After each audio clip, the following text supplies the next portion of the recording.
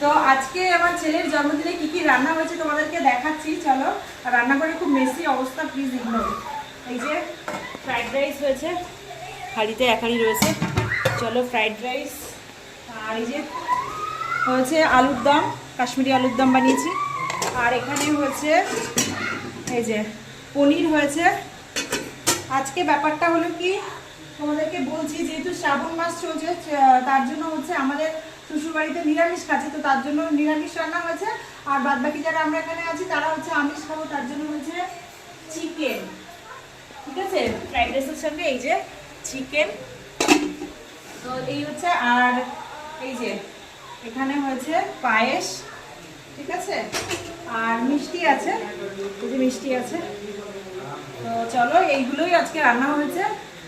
এরপরে মোটামুটি খাচ্ছে কেউ কেউ, আর পরে আমরা খাওয়া খাইতে বাকি আছে। কোনো কথা বলতে পারছি না, আমি এত কষ্ট হয়ে গেছে।